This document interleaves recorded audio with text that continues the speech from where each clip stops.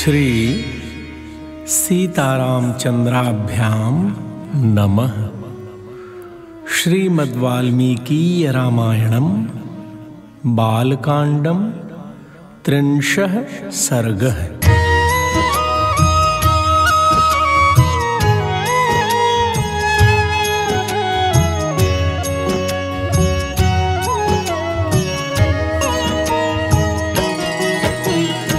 अथ तौ देशकालज्ञौ राजपुत्रावरिन्दमौ देशे काले च वाक्यज्ञावब्रूतां कौशिकं वचः भगवच्छ्रोतुम् इच्छावो यस्मिन् काले निशाचरौ संरक्षणीयौ तौ ब्रूहि नातिवर्तेत तत्क्षणम्। एवं ब्रुवाणौ काकुत्स्थौ त्वरमाणौ युयुत्सया सर्वे ते मुनयः प्रीताः प्रशंसुर्नृपात्मजौ। अद्य प्रभृति षड्रात्रं रक्षतां राघवौ युवां दीक्षां गतो ह्येष मुनिः मौनित्वं च गमिष्यति। तौ तु तद्वचनं श्रुत्वा राजपुत्रौ यशस्विनौ अनिद्रं षड्होरात्रं तपोवनमरक्षताम् उपासाङ्क्षक्रतुर्वीरौ यत्तौ परमधन्विनौ ररक्षतुः मुनिवरं विश्वामित्रमरिन्दमौ। अथ काले गते तस्मिन् षष्ठे हनितदागते सौमित्रिम् अब्रवीद् रामो यत्तो भवसमाहितः रामस्यैवं ब्रुवाणस्य त्वरितस्य युयुत्सया प्रज्ज्वाल ततो वेदिः सोपाध्याय पुरोहिता सदर्भचमससृक्का ससमित् कुसुमोच्चया विश्वामित्रेण सहिता वेदिर्जज्ज्वाल सर्त्विजा मन्त्रवच्च यथा न्यायं यज्ञोऽसौ सम्प्रवर्तते।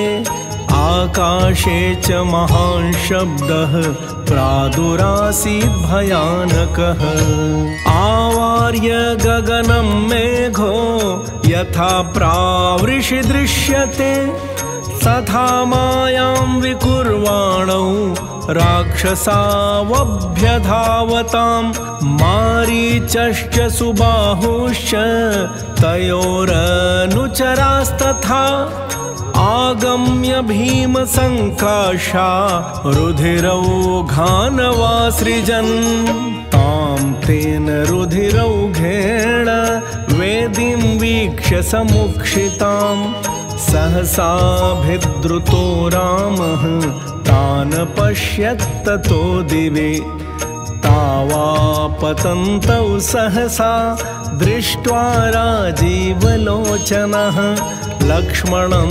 त्वभिसम्प्रेक्ष्य रामो वचनं ब्रवीत् पश्य लक्ष्मण दुर्वृत्तान् राक्षसान् पिशिताशनान् मानवास्त्रसमाधूतान् अनिलेन यथा घनान् करिष्यामि न सन्देहो नोत्सहे हन्तुमीदृशान् इत्युक्त्वा वचनं रामः चापे सन्धाय वेगवान् मानवं परमोदारम् अस्त्रं परमभास्वरम् चिक्षेप परमक्रोधो मारीचोरसि राघवः सतेन परमास्त्रेण मानवेन समाहतः सम्पूर्णं योजनशतं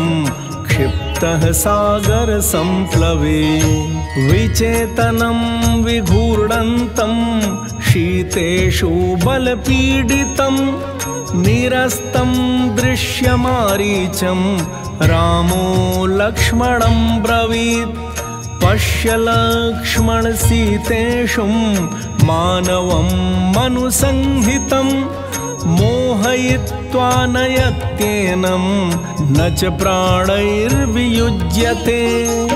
इमानपि वधिष्यामि निर्घृणान् दुष्टचारिणः राक्षसान् पापकर्मस्थान् यज्ञघ्नान् रुधिराशनान् इत्युक्त्वा लक्ष्मणं चाशु लाघवं दर्शयन्निव विगृह्य सुमहच्चास्त्रमाग्नेयं रघुनन्दनः सुबाहुरसि चिक्षेप सविद्धः प्राप तद्भुवि शेषान्वायव्यमादाय निजघान महायशाः राघवः परमोदारो मुनीनां मुदमावहन् सहत्वा राक्षसान् सर्वान् यज्ञघ्नान् रघुनन्दनः ऋषिभिः पूजितस्तत्र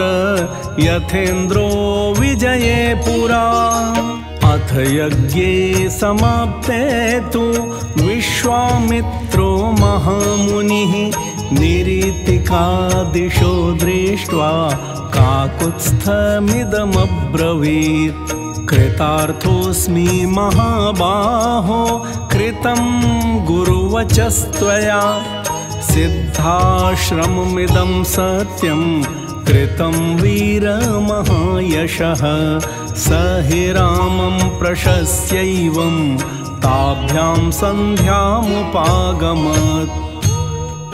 इत्यार्षे श्रीमद् रामायणे वाल्मीकीये आदिकाव्ये बालकाण्डे 30 सर्गः।